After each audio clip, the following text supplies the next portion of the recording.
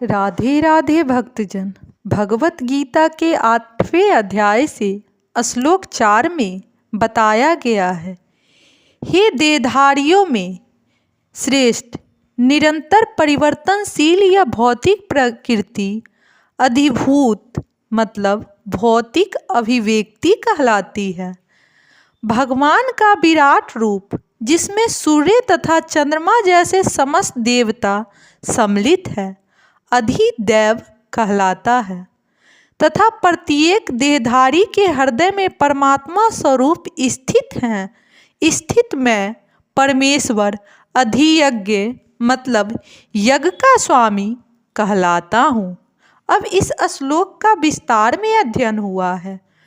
यह भौतिक प्रकृति निरंतर परिवर्तित होती रहती है। सामान्यतः भौतिक शरीरों को 6 अवस्थाओं से निकलना होता है। वे उत्पन्न होते हैं, बढ़ते हैं और कुछ काल तक रहते हैं। कुछ गौण पदार्थ उत्पन्न करते हैं, क्षीण होते हैं और अंत में विलुप्त हो जाते हैं। यह भौतिक प्रकृति अधिभूत कहलाती है। यह किसी निश्चित समय में उत्पन्न की जाती है और किसी निश्चित समय में विनष्ट कर दी जाती है। परमेश्वर के विराट स्वरूप की धारणा, जिसमें सारे देवता तथा उनके लोग सम्मिलित हैं, अधिदैव कहलाती है। प्रत्येक शरीर में आत्मा सहित परमात्मा का वास होता है, जो भगवान कृष्ण का अंश स्वरूप है। यह परमात्मा अधियज्ञ कहलाता है और हृदय में स्थित होता है। इस श्लोक के प्रसंग में एक शब्द अत्यंत महत्वपूर्ण है, क्योंकि इसके द्वारा भगवान बल देकर कहते हैं कि परमात्मा उनमें भिन्न नहीं है। यह परमात्मा प्रत्येक आत्मा के पास आसीन है और आत्मा के कार्यकलापों का साक्षी है तथा आत्मा की विभिन्न चेतनाओं का उद्गम है। यह परमात्मा प्रत्येक आत्मा को मुक्त भाव से कार्य करने की छूट देता है और उसके कार्यों पर निगरानी रखता है। परमेश्वर के इन विविध स्वरूपों के सारे कार्य उस कृष्ण भावना भावित भक्त को स्वतः स्पष्ट हो जाते हैं, जो भगवान की दिव्य सेवा में लगा रहता है।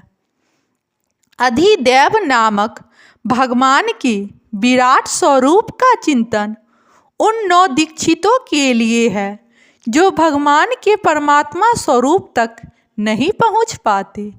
अतः उन्हें प्राश्रम दिया जाता है कि वे उस विराट पुरुष का चिंतन करें, जिसके पांव अधोलोक है, जिसके नेत्र सूर्य तथा चंद्र है और जिसका सिर उच्च लोक है।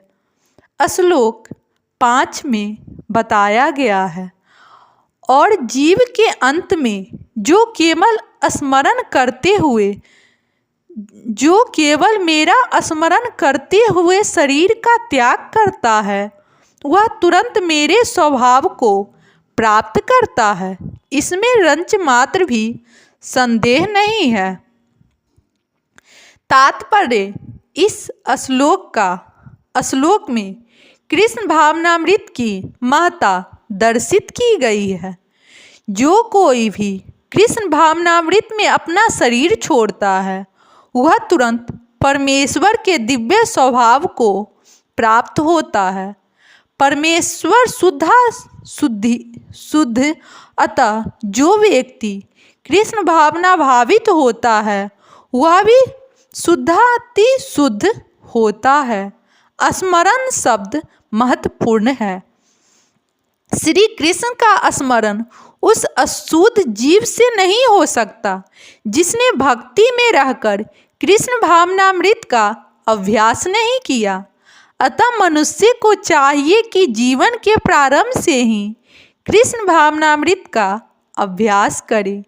यदि जीवन के अंत में सफलता वांछनीय है, तो कृष्ण का स्मरण करना अनिवार्य है। अतः मनुष्य को निरंतर हरे कृष्ण कृष्ण कृष्ण हरे हरे, हरे राम राम राम हरे हरे इस महामंत्र का जप करना चाहिए। भगवान चैतन्य ने उपदेश दिया है कि मनुष्य को वृक्ष समान सहिष्णु होना चाहिए।